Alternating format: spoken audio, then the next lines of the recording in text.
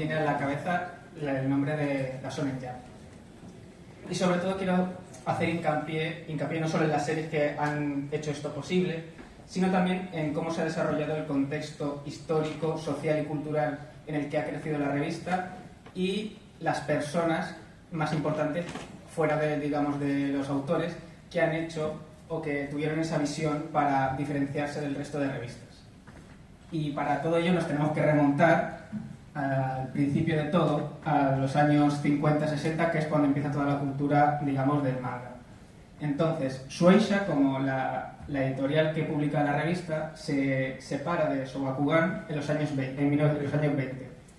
Pero no se separa de golpe, sino que en los años 20 Shueisha era como el sector que llevaba las revistas de entretenimiento de Shogakukan. Y empieza a separarse poco a poco en los años 20 y ya a finales de los años 40 se establece como empresa aparte, ¿no? Como ya empieza a hacer sus cosas por su cuenta sin tener a Shogakukan tan detrás. Por esta época ya empieza Tezuka a hacer sus cositas, ya el manga va cogiendo vidilla y empiezan las primeras revistas de manga que suelen ser mensuales, con historias muy cortas o directamente las historias como tal, en cuentos pequeños. Y por este entonces Shueisha tiene la Ribbon y el Shonen Book. Entonces esto va muy despacito en los años 50 hasta que llegamos a los 60, en donde empiezan las revistas semanales. ¿Y por qué semanales si veníamos de revistas mensuales? Por una simple razón, y es que en Kodansha, que fueron de las primeras editoriales en empezar esto, vieron que en los 60, con la llegada de la televisión a Japón sobre todo, el entretenimiento y toda esta industria, había programación todo el día y se creaba contenido todo el día. Entonces los niños, los adultos, tenían todo el día nuevo contenido en la televisión, cosa que el manga no podía seguir ese ritmo como lo hacía en los años 50 con las publicaciones mensuales. Por eso, aunque de primeras vieron que iba a ser duro tener una revista semanal, todo el trabajo que llevaba para los autores, decidieron apostar por ello, porque si no veían que se iban a quedar detrás de la televisión como industria del entretenimiento, como competidor. Entonces, a finales de los 50, principios de los 60, empieza la Shonen Magazine semanal y la Shonen Sunday semanal de manos de Shogakukan, las dos editoriales más grandes por aquel entonces del mundo del entretenimiento. Porque aparte del manga había un montón de revistas de entretenimiento de moda, fotografía, deportes, entrevistas, estrellas de la televisión, etc. Bien, un poco más tarde aparece la Shonen King de Shonen Gajosa y Shueisha, por otro lado, empieza con la revista semanal Margaret de Shoujo. Aún no se lanza del todo porque no tenía esa capacidad aún. Y a finales de los 60, Shueisha ya se decide y la revista que tenía, que era el Shonen Book, la reconvierte a lo que ya empezamos a conocer como Shonen Jump. No se atrevió desde el principio, empezó con una revista que es publicada 2 veces al mes y luego ya viendo que no llegaba a sus competidores, la empezó a pasar semanal. Y junto a la Shonen Jump también salió por aquel entonces la Shonen Champion, que entonces tenemos estas 4 revistas que competían entre ellas para ver quién atrapaba más niños con sus series. ¿Y qué hace? Y claro, con 4 revistas que se publicaban todas las semanas, un día sí, cada día una revista, ¿cómo te diferencias? ¿Cómo eres tú, digamos, la que los niños quieren ir a comprar todas y cada una de las semanas? Pues bien, Kodansha y Shogakukan y las otras 3 revistas tiraron por un modelo más tradicional de los años 50, utilizando a los autores ya conocidos de esa época o nuevos autores y se los pasaban entre revistas y revistas. Es decir, autores como Tezuka, Saito o Ishinomori iban a todas las revistas y hacían diferentes series en cada una de las revistas. Iban saltando. A lo que Shueisha y la Jump vieron que tenían que hacer algo diferente. Llegaban años tarde y tenían que hacer algo diferente, que llamase la atención, que los niños lo viesen y dijesen, quiero comprar esto por encima del otro.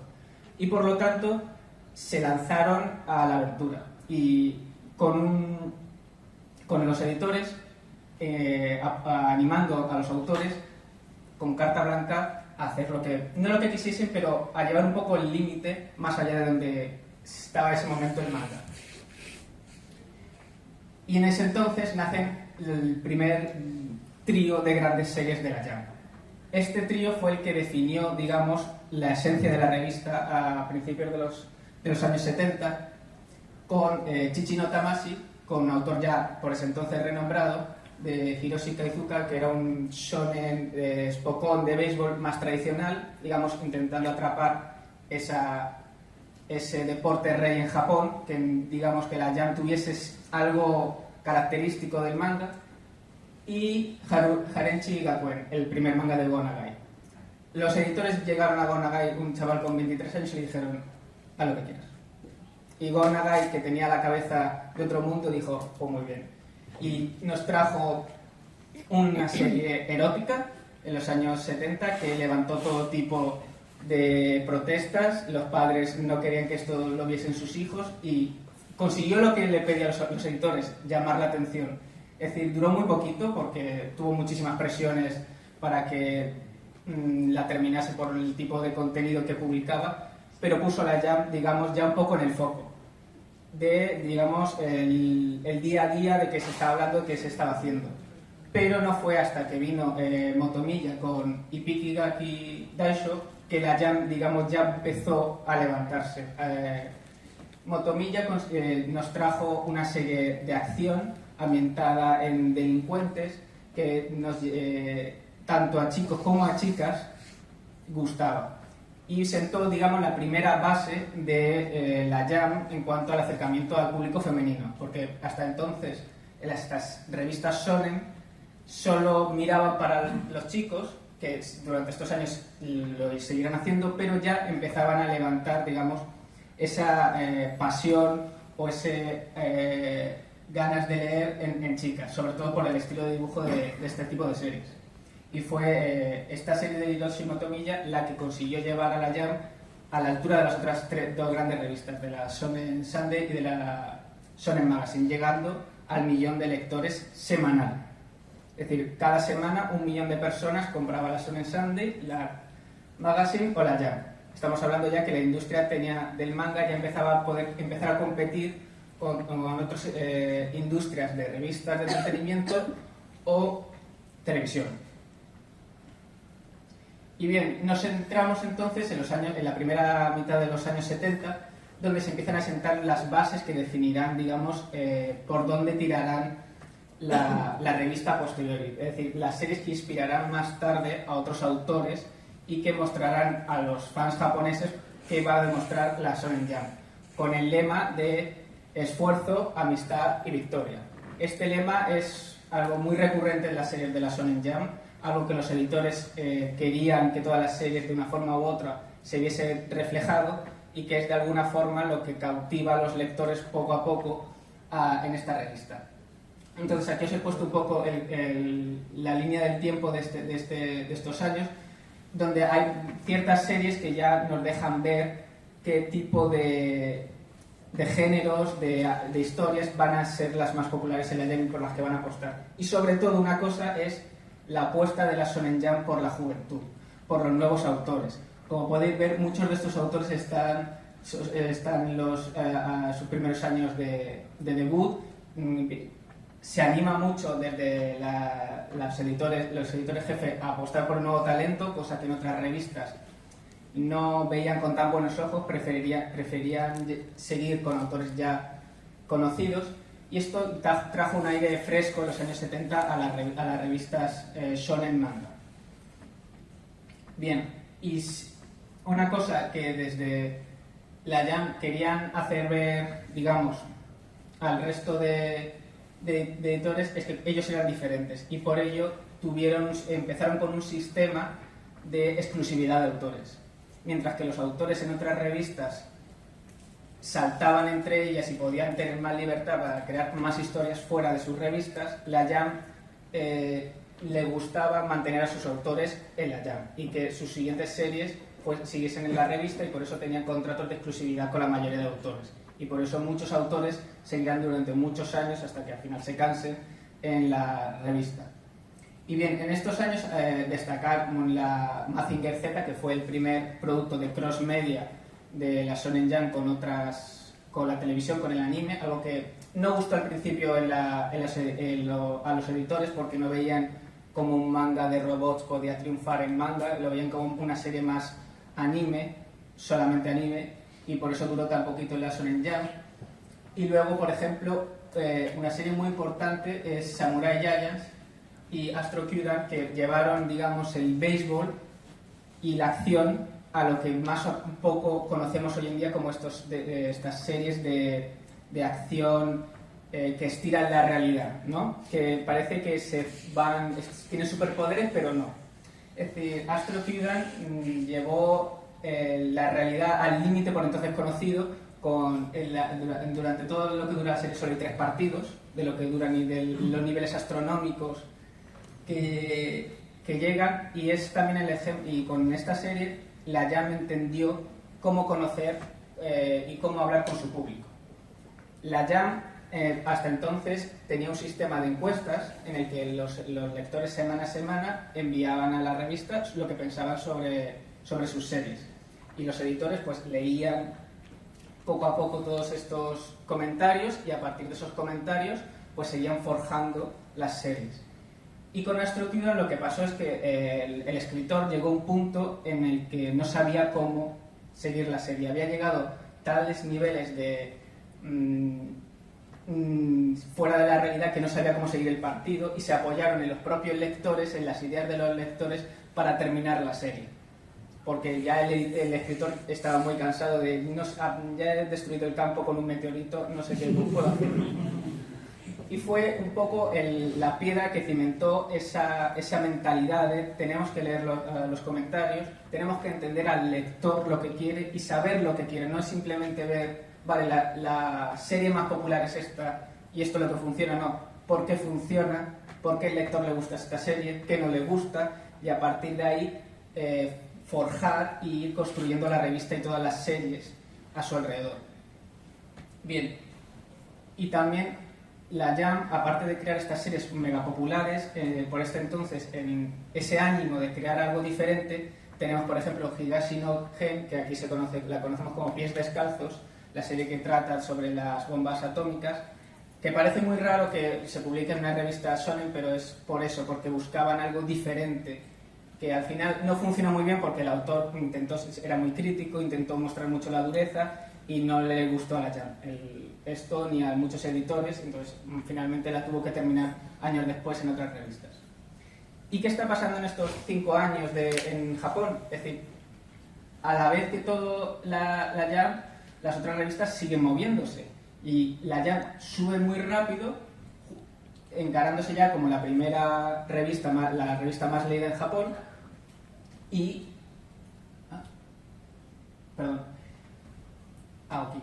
durante estos años, a principios de los 70, sigue habiendo otras series fuera de la Jam que también van generando esa cultura del manga. Por ejemplo, tenemos Ashita no Yo, que fue el fenómeno más grande de por aquel entonces, en el que hasta hubo un funeral real por un personaje de la serie, y durante estos años termina. Go Nagai sale de la Jam a hacer Devilman. A mediados de los 70 empiezan los 7-Eleven, que parece que no, pero las tiendas de conveniencia luego jugarán un papel muy importante en la distribución de revistas. Y por ejemplo en Tezuka tiene a Blackjack, o Cute Honey también en las revistas Champion. Es decir, a la vez que la Jam, otras revistas, otros apartados del manga van creando series sobre las que tendrán influencia estas sobre las que vendrán. Entonces, en la segunda mitad de los 70 y principios de los 80, la Jam va cogiendo ya carrerilla. Aquí empiezan a aparecer ya autores que marcarán época. Todavía a la Jam le queda mucho camino por recorrer, pero en esta primera etapa, no dorada, sino plateada, empiezan a surgir ya nombres que nos dejarán entrever qué se viene. Durante esta época, destacar sobre todo Kochikame, una serie que estuvo durante 40 años en la Shonen Jam. Se le llama Los Simpson de Japón porque es una serie que siempre está en el presente, que siempre trata temas reales con la comedia, una acción, y es, digamos, la serie que tú siempre esperabas, porque ya terminó, en la Shonen Jam. Y sobre todo, destacar el debut, de Masabi Kurumada con Rin Nikakero.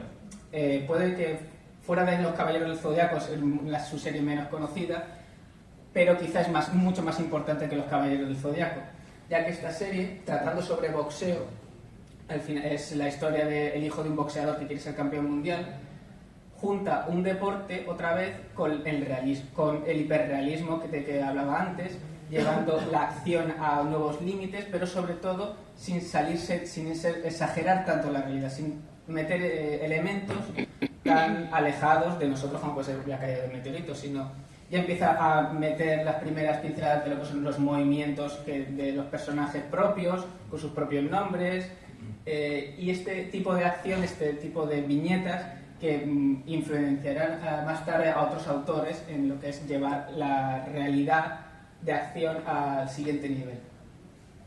Por otro lado, aparte de la acción, la Shonen Jump también se ha caracterizado por siempre tener series de comedia o románticas. Por este lado tenemos, por ejemplo, el debut de Hoso Shukasha con Cat's Eye, o arriba tenéis Masakazu Katsura con Wingman, o sobre todo uno menos conocido, Higashi Eguchi con Suzume Pirates, que llevaba el deporte, usando también el deporte, lo juntaba con más el romance y el día a día, alejándose un poco de esa comedia gag, y siendo uno de los primeros en utilizar esa día a día y comedia más liviana para unirla con el deporte. Más tarde, a principios ya de los 80, tenemos, el primer fenómeno Jump, después de Rin Nikakero, con Oliver y Benjo, Capitán Tsubasa, de Yoichi Takahashi. Él fue, una de las primeras series de la Jump que tuvo un impacto real en la sociedad japonesa. Fue una de las primeras series que los niños trasladaron a su día a día con una cantidad, a los pocos años, una cantidad de afiliaciones a equipos de fútbol que superaron todas las expectativas de los japoneses. Se habla de que hasta en las tiendas, a los pocos meses de su debut, se quedaron sin balones de fútbol, de los niños que fueron a comprarlos. Y también tuvo un impacto real ya fuera de la Shonen Jump, porque fue también una de las primeras series que marcó mucho a las chicas de ese momento, porque tuvo una fanbase femenina muy grande. Fue de las primeras series en ser conocida por esto, y hasta gente habla que fue una de las series que salvó, todo el círculo de doujinshis BL por aquel entonces, que estaba un poco en decadencia, y gracias a esta serie la Comiket y todos estos círculos de doujinshi duplicaron su asistencia y se multiplicaron por dos a los pocos años. Es decir, que ya vamos viendo cómo esta serie y cómo esta revista va teniendo ese impacto cultural y social poco a poco, y porque al final se va quedando en la retina de cada uno de los lectores la marca de la Shonen Jump. Y conforme avanzamos en el tiempo, a los finales de los 70, principios de los 80, van apareciendo también, otras series que van marcando también a la sociedad. Tenemos a Adachi con Touch, en los primeros de los 70 el boom de la comedia romántica con Yatsura, y por ejemplo, el principio de los 80 empiezan ya a proliferar las bandas, las bandas de moteros, un tema que en la Jump no se verá mucho, pero también va a impactar en el manga. Gundam a finales de los 70, que marca otro cambio totalmente radical en la cultura otaku, en este caso más pegado al anime. Y la Famicom, la consola Famicom, que luego tendrá su importancia en la segunda mitad de los 80, que es más importante de lo que creemos para la Shonen Jump. Y con esto llegamos a los 80. El año 83 se conoce ya como el inicio de la época dorada de la Shonen Jump. Oficialmente, los editores de la Shonen Jump es la única época que le han puesto un nombre, porque significó un antes y un después en Japón por muchas cosas. Y antes de llegar, como veis, la Shonen Jump ya en estos años se desmarca totalmente de sus competidores. Está solo en la cima. La Shonen Champion consigue hacerle un poco de sombra, pero rápidamente se cae. Lo que pasa es que en esos años no hay datos disponibles, pero rápidamente empieza a caer con el final de Blackjack. Ahí ya no consigue sacar nuevas series que puedan competir, y durante esto la Shonen Magazine y la Sunday tampoco encuentran, aunque estaba Yatsura, con Urusei Yatsura, que a la Sunday le dio una nueva vida, no consiguió tanto, porque al final los niños en esa época no buscaban tanto la comedia romántica como su serie favorita. Y llegamos al 83, la época dorada. Esta época se conoce como el inicio del pico absoluto de la industria del manga en Japón, y todo inicia con Hokuto no Ken, con el puño de la estrella del norte. Esta serie fue, digamos, la primera que trajo una acción hiperrealista más brutal, sin llegar a extremos más gore, y que con otra ambientación en un mundo apocalíptico, y que chocó mucho al lector de entonces. No estaban acostumbrados a que la acción fuese tan bruta, tan explícita, y por eso causó el furor que causó en ese entonces. Pero realmente aunque históricamente o en la línea del tiempo empieza con Hokuto no Ken, realmente la época dorada empieza con el inicio de Dragon Ball. Akira Toriyama ya se había hecho un nombre gracias a Dr. Slump, que fue un absoluto pelotazo en ese momento. En 5 tomos ya la serie llegaba a las 2 millones de copias por tomo, siendo una de las más vendidas de la revista, y con un anime que lo veía absolutamente todo el mundo, con picos de hasta el 40% de audiencia en algunas semanas. Pero con Dragon Ball volvió a llevar, digamos, ese límite, ese techo, a otro nivel. Bien, Dragon Ball... es que ya no sé qué más decir de Dragon Ball que no hayáis visto, porque se ha hablado tanto de Dragon Ball que no sé por dónde empezar. Refrescó un poco la acción y la comedia de Toriyama, junto con la acción un poco más estilo Jackie Chan, lo juntó todo en crear un nuevo estilo de manga de acción y de aventuras. Aunque al principio era un poco más tirando a la comedia, más adelante los editores le dijeron a Toriyama que se mirase un poco en otra serie, para, digamos, cambiar la tónica, porque veían que ese tipo de serie era el que estaban triunfando en el género de acción. Y estoy hablando de Los Caballeros del Zodiaco, de Kurumada. Después de Rin Nikatero, Kurumada intentó hacer una obra muy a su estilo, que no triunfó nada, y se enfadó un poco con la gente y dijo, pues ahora voy a hacer algo que va a ser popular. Y porque lo digo yo. Y por eso empieza la serie de Caballeros del Zodiaco con un torneo, porque dijo, esto es popular, voy a empezar con esto. Por eso tiene un inicio un poco ahí que lo intenta llevar como puede.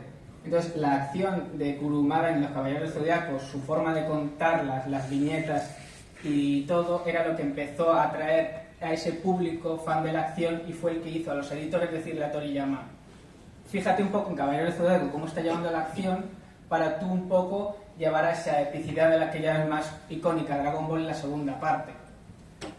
Y fue un poco el cambio que Dragon Ball metió más adelante y que luego el anime has llevado. Y hay que tener en cuenta que junto Dragon Ball y Dr. Slumdog, con su anime, hubo 20 años casi en los que siempre había un capítulo de algo de Toriyama en televisión. Es decir, 20 años durante que los niños tenían siempre algo de Toriyama, de sus bromas, de su acción, de su estilo de dibujo en la mente todas las semanas. Y por eso es el impacto que produce al final y esa influencia que tiene este autor tan grande en la sociedad japonesa, porque durante 20 años estar viendo no lo mismo, pero estar bebiendo del mismo estilo, de la misma forma de contar una historia, al final tiene que calar por algún lado.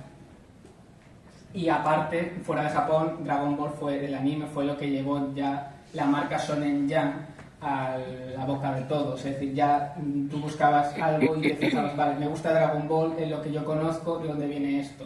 Al final, fuera de Japón, ha sido la serie que ha puesto el origen del manga en la mente de todos. Y durante esta etapa, aparte de tener muchas series icónicas, no voy a hablar de todas porque si no, no me da una hora. Una cosa que pasó en Japón, sobre todo en la industria del manga, por eso hablo del contexto, que facilitó, digamos, esa explosión de la Shonen Jump, es que los 80 fueron una época económicamente muy próspera en Japón. El milagro económico japonés llegaba y había mucho dinero por muchas partes. Había dinero y los japoneses gastaban mucho y era una economía de burbuja que seguía para adelante. En esta economía, en los 80, lo que estaba de moda, digamos, lo que las editoriales buscaban era sacar revistas o suplementos o todo tipo de contenido para la moda, para el entretenimiento, pero no de manga, ¿no? Es decir, revistas de moda, de entretenimiento, de entrevistas con estrellas, de deportes, es decir, otras cosas.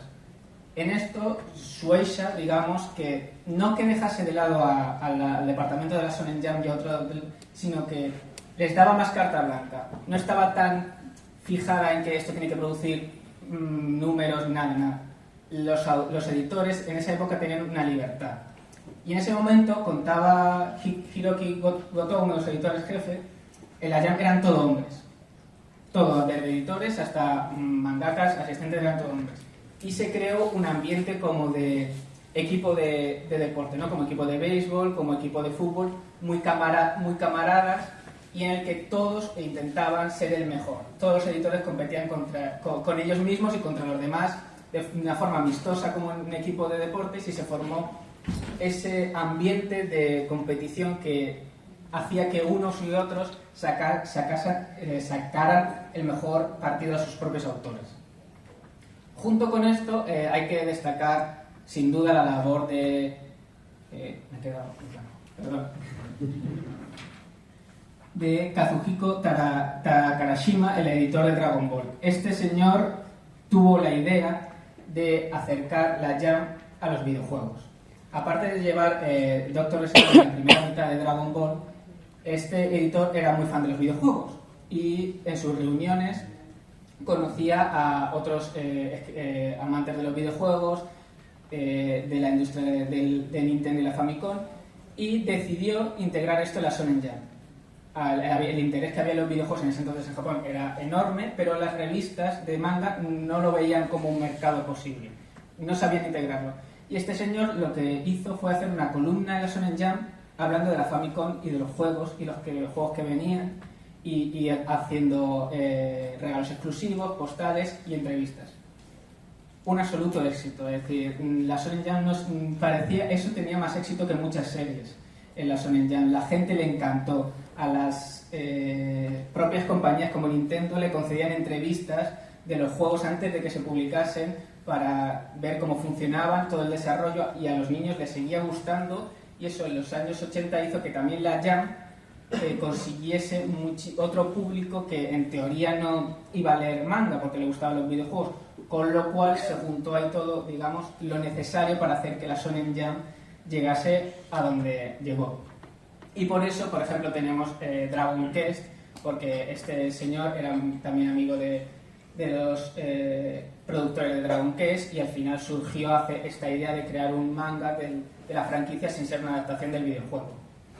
Todo esto empieza estoy hablando de los años 80, y en los 90 todo esto continúa, pero no de una forma tan acelerada como era los 80. Digamos que desde el 83 hasta el 90 fue la explosión, donde todo empezó a salir. A partir de los 90 se empieza a frenar todo un poco, y sobre todo porque ya se va viendo que algunas series van terminando. Y en los 90 todo parece que iba mejor con la llegada de Slam Dunk. Takehiko Inoue volvió a reproducir el impacto de Libre y Campeones en Japón con Slam Dunk, que hizo que un deporte que para entonces era casi amateur, muy poco conocido en Japón, se convirtiese en algo que todos los niños querían practicar. Fue otra de esas series que dejó un impacto real en la sociedad japonesa. Y esto llevó a la Shonen Jump a finales del año 94, principios del 95, en un número doble de la revista, a llegar a la friolera cantidad de 6,5 millones de copias en una semana, convirtiéndose en la revista en general, superando a periódicos, más leída de Japón durante un tiempo.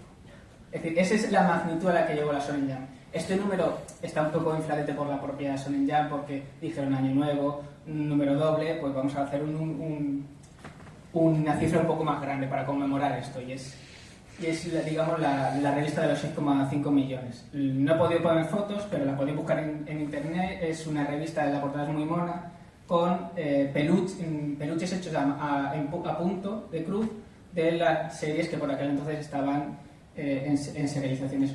Es muy bonita esa portada. Entonces, en los 90 parece que todo va a seguir para arriba, pero al final a mediados de los 90 terminan dos series clave, que son Dragon Ball y Slam Dunk. Terminan con... No era ni un año de diferencia entre las dos, lo que propició, digamos, un declive en la revista porque veían que no podían remontar, que ya habían llegado, que no salía nada nuevo que pudiese seguir atrayendo a tantos lectores como esa revista. A los pocos meses de que terminase Slam Dunk y al año y medio de que terminase Dragon Ball, la revista había perdido ya a 2 millones de lectores semanales. Es decir, fue un mazazo gordo para la revista, que por aquel entonces surgió Rurouni Kenshin para solventar un poco, digamos, esta pérdida, y se convirtió en la serie insignia en ese momento de la revista. Además, atrayendo otro tipo de público, porque fue una de las primeras series que se desmarcó un poco del estilo fuerte que había caracterizado a las series de acción, con un estilo que por aquel entonces se llamaba el Neo Shonen, porque mezclaba un poco del estilo más estilizado, más fino y no tan brusco de series fuera del shonen. Bien, esta es la revista del año 95, que coincidió además con el capítulo 200 de Slam Dunk, del 500 de Dragon Ball y otras grandes series por aquel entonces. Es decir, aparte de ser una revista de número doble del año nuevo, también tenía un momento potente de muchas series. Y en el año 96, cuando la revista, digamos, empieza otra tónica general, el top, digamos, de las series más populares en el momento queda así. Es decir, en ese momento Kochikame era de las más grandes, pero también jugaba, digamos, aparte, porque llevaba muchísimos años, muchísimos tomos, y Dragon Ball era el rey indiscutible de la revista, era su book insignia. Y aquí podemos ver que también había series de un poco más antes, como Capitán Tsubasa o Dr. Slump, que seguían siendo de las franquicias que la Jump seguía trayendo recurrentemente. Y llegamos a una etapa diferente. Los finales de los años 90 fue una etapa un poco rocambolesca de la Shonen Jump, porque Kazuhiko Torishima se convierte en el editor jefe de la serie y decide darle un cambio totalmente a la revista. Decide cortar lazos con muchísimos veteranos, con autores veteranos que veía que no traían nada nuevo, y decide volver a los orígenes de la Shonen Jump y volver a apostar por un nuevo talento joven. Es durante esta época donde, por ejemplo, los autores del Puño de la Estrella del Norte se van de la revista a formar una nueva editorial con otro antiguo editor, la editorial Coamix, donde siguen hoy en día. Es decir, es un momento en el que muchos autores ya veteranos ven una salida, digamos, más para buscar otras líneas editoriales. Y es en este momento donde Rurouni Kenshin se convierte, digamos, en el book insignia de la revista, y empiezan a surgir otro tipo de series que ya... Todos estos autores son autores que han vivido con la marca Shonen Jump, que han nacido y que han leído de pequeño la Shonen Jump, que han leído Dragon Ball y todas las series que se publicaban a finales en los 80. Y ya esa influencia se va notando en todos estos autores y en el nuevo público que va retomando la revista, porque claro, muchos niños que leían la revista en los años 80 ya han crecido, ya tienen sus trabajos y ya no leen tanto la revista, por lo tanto se tienen que adaptar al nuevo público, a las nuevas generaciones que vienen. Y es por esto que se decida, desde la propia editorial deciden apostar por este nuevo talento joven que empieza a surgir. Por ejemplo, en estos años aparece el gran Eiichiro Oda, que hasta entonces claro, no podía competir, era un chaval que había sido asistente y que empezaba con su serie que hoy en día, claro, nos parece impensable que no existe en la Shonen Jump. Por aquel entonces también tenemos al ¿cómo se llamaba? El de Sekimatsu Leader Den, que es perdón, son ya tantos nombres que se me pierden. Sí, Shimabukuro, que luego tuvo otros problemas y no tuvo otros problemas, sino que a medida que iba ganando popularidad con la serie, se le pilló en un hotel con una menor de edad y la Jump cortó lazos. Dijo, esto no va a volver a pasar. Y es un autor que ha estado vetado muchísimos años en la Shonen Jump. Y aquí también me gustaría destacar por ejemplo, el debut de Suzuki Nakaba con Rising Impact, que más tarde fue a la Shonen Magazine y es más conocido por Los 7 pecados capitales, pero en la Jump hizo sus primeros pinitos. O Whistle, que es una serie de deporte de fútbol, que es uno de los primeros ejemplos que tenemos de éxito femenino como autor en la Shonen Jump, por su autora. Ha habido muy poquitos, pero aquí empezaban ya autoras a entrar en el mundo de la Shonen Jump, que hasta entonces había sido dominado claramente por los hombres. Y llegamos durante esta etapa de reconstrucción de la Shonen Jump, la Shonen Magazine, una de sus competidoras, es la que se convierte, en la que vive su edad dorada y la que se convierte, digamos, en la revista más leída. Bebe mucho de los mangas de delincuentes, de romance, no tiene tanta acción como tenía la de Shonen Jump, pero esto hace que con las nuevas generaciones que venían buscando algo diferente, consiga atraparlas. Aparte de esta revista, es un momento en el que ocurren muchísimas cosas en Japón. A finales de los 80 muere Osamu Tezuka, aparece el boom de Sailor Moon y Sakura, y la Ribbon llega a las 2,5 millones de copias, una revista shoujo de Shueisha. Es decir, durante este momento, digamos, de la Shonen Jump aparecen muchas cosas en la cultura manga que también se van influenciando entre sí, aunque parezca que no son revistas que van por separado, que parece que no se conocen unos de otros, pero al final siempre te influye algo de otra revista, aunque tú no quieras. Aunque tengas poco tiempo, pero lo ves y te influye a ti, que estás leyendo y que luego más tarde serás autor. Entonces vemos como en estos años la Shonen Jump, que se ve destronada de la Shonen Magazine, que vuelve después de muchísimos años a ser la revista más leída, y por eso se necesitó, digamos, ese cambio radical en la Shonen Jump. Y llegamos a finales de los 90, principios de los 2000, donde realmente aparece la nueva generación de autores. Esta, digamos, nueva etapa empieza y acaba con Naruto.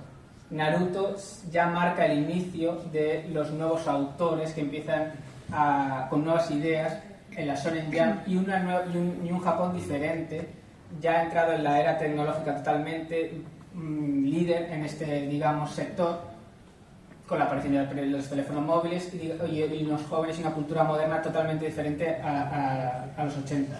Y por ello los nuevos autores tratan, digamos, el manga, aunque sea la Jump, de una forma diferente. Un ejemplo de ello es Naruto, que trajo aire fresco con diferentes estilos, el rollo moderno ya de los 2000, con sobre todo la estética, se notaba la estética de la ropa. En Bleach también ocurre, es decir, todo ese cambio de generación empieza con Naruto, que ve como se convierte la Shonen Jump, digamos, los fans empiezan a hablar sobre el nuevo trío que es Naruto, One Piece y Bleach, en el que empiezan, digamos, a competir sanamente entre ellos para ver quién se vuelve, digamos, el nuevo rey de la Shonen Jump.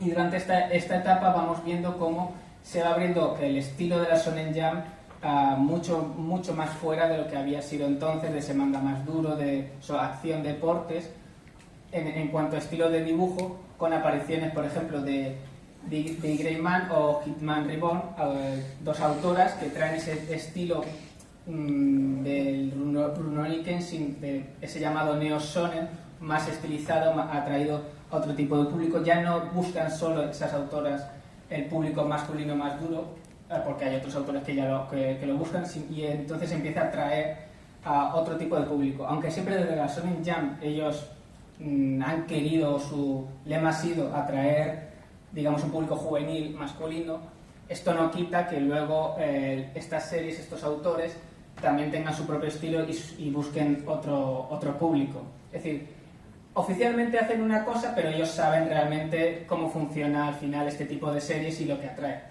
Es decir, otro ejemplo lo tenemos en El Príncipe del Tenis, una serie que es súper popular por muchísimo más en chicas que chicos, pero se publicaba en la Shonen Jump como cualquier otra.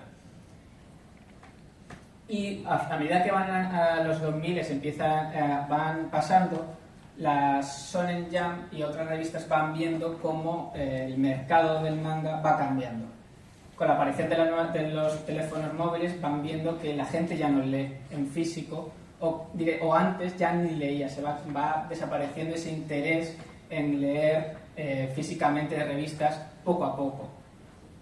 Y durante estos años empiezan, digamos, un poco en la industria a ver cuál va a ser el siguiente paso, porque no solo la Shonen Jump, sino todas las revistas manga van viendo cómo van decayendo en popularidad, que se puede ver claramente el número de copias que van imprimiendo semana a semana.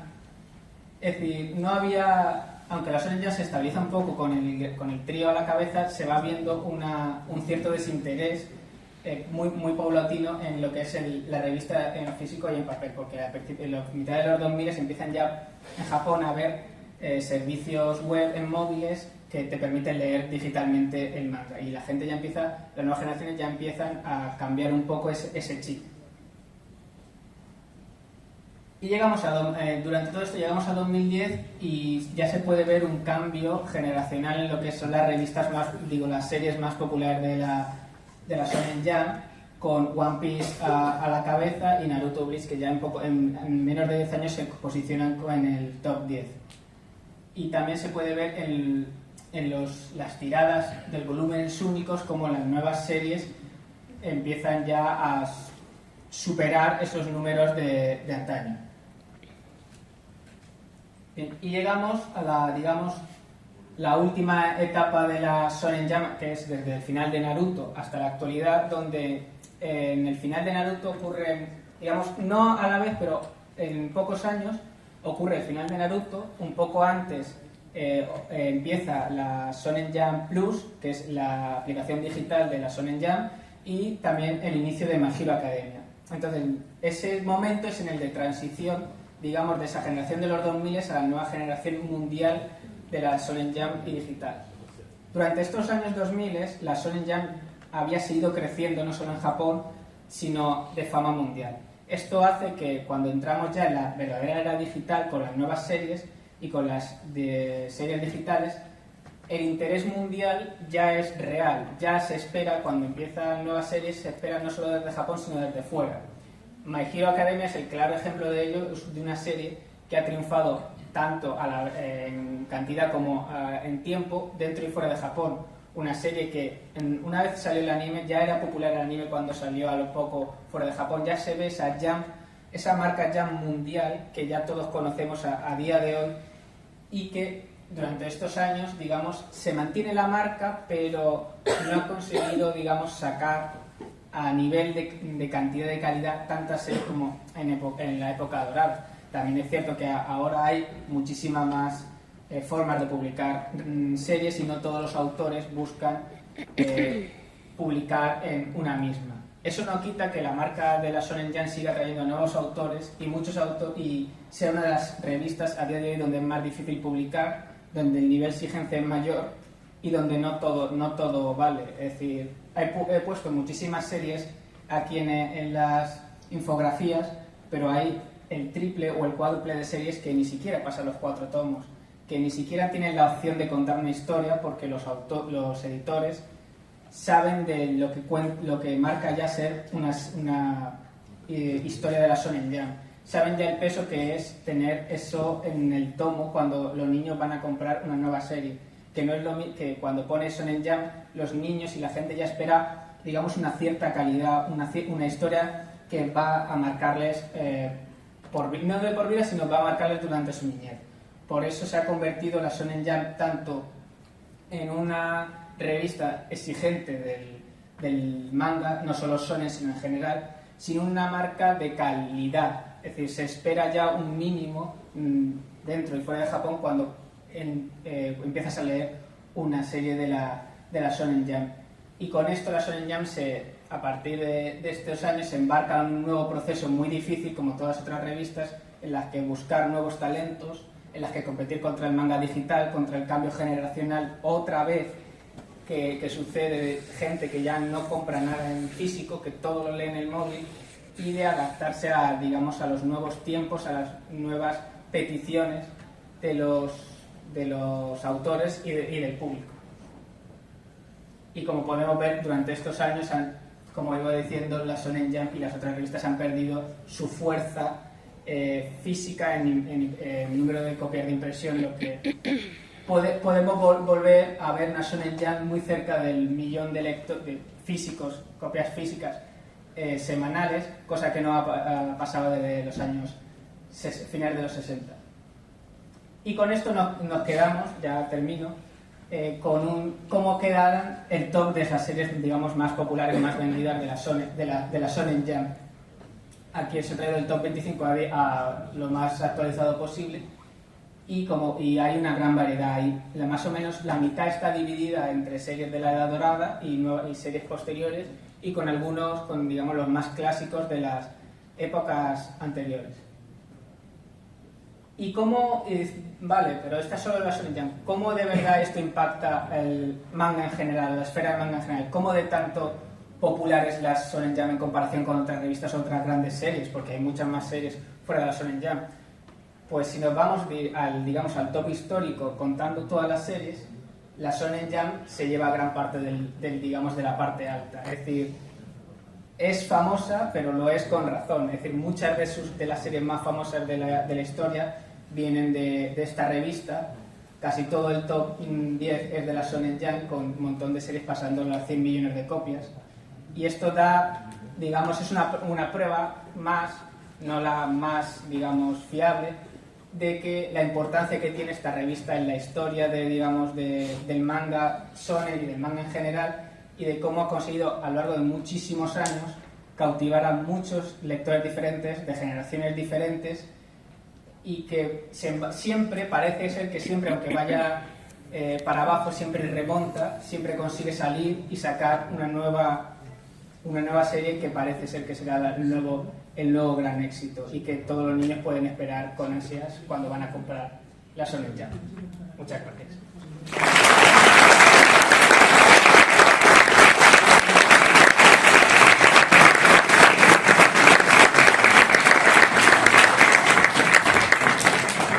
Hay tiempo para una o dos preguntas si alguien quiere. Toma el micro y hablo yo por... Hay tiempo para dos preguntas. Es decir, no me creo que nadie tenga dos preguntas. Vale. Hay una mano. Tenéis tiempo para levantar una segunda mano. No habrá tercera. Así que... sin presión, ¿eh? Sin presión.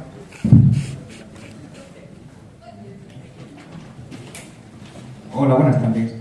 Mi pregunta, vamos a decir, estos grandes, ¿no? O sea, Naruto ya está fuera, finalizada. Bleach, finalizada. Sí. Bleach finalizada, y ya solo queda One Piece, que ya os estaba diciendo de que para larga como unos 5 años. Sí, ¿no? Pero entonces, claro, si ya diciendo como depende de estos éxitos a nivel mundial, y no se ve de que haya sin ninguno a corto o medio plazo, ¿qué se prevé que pase con la revista, con todo esto? La revista seguirá. La revista no puede desaparecer, y la editorial nunca va a tiene que haber una catástrofe para que la revista no exista. Existirá de una o mejor medida, y siempre, porque si nos remitimos a lo que ha pasado, siempre aparece una nueva serie que parece que de la nueva vida. Entonces parece ser que ahora estamos atravesando ese momento en el que terminan muchas series y parece ser que no aparece nunca nada nuevo. pero es impensable ver que la Jump se va a ir de nuestras vidas. Es decir, siempre con la cantidad de nuevos autores que hay intentando entrar en esta revista, con la cantidad de series que les llegan a los editores, aparecerá. Es decir, solo hay que ser paciente, que hoy en día parece que nos cuesta un poco esperar un poco, pero siempre habrá una nueva serie que vuelva a llevar, digamos, a los niños o a los jóvenes o ya adultos a leer con tantas ansias como han hecho estas series.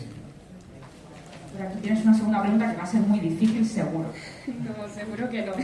A ver, tú has analizado los cambios generacionales a lo largo de las épocas y qué los ha marcado y qué los ha provocado. ¿Qué serie o qué terminada de serie ha sido el punto de inflexión? Tú, en tu opinión, ¿qué puede marcar otro nuevo cambio generacional ahora, estos años? ¿Qué puede provocarlo o cuándo puede ser, en tu opinión? El cambio que hemos vivido, que vivió allí en Japón, los lectores y los editores, fue el final tan junto de Dragon Ball y Slam Dunk, que eso fue, digamos, no un batacazo para la revista, sino que perdió muchos lectores, y realmente no creo que a tan grande medida, porque la revista ya no tiene unos números tan grandes, sino nivel de importancia, donde podemos vivir otro gran cambio es con el final de One Piece. No sabemos cuándo será, puede ser que sean 6, puede ser que sean 10, puede ser que sean 3 años, eso solo lo sabe Oda, pero seguramente sea el momento donde la revista aparezca, se pueda replantear un poco por dónde quiere guiar. Si no sale nada durante este tiempo que pueda rivalizar, digamos, en popularidad con One Piece. Ese sería, digamos, el otro momento donde la revista puede ver un gran cambio, tanto en lectores como en editores, como en contenido. Muy bien, pues nos hemos comido el tiempo, así que un fuerte aplauso para Muchísimas gracias.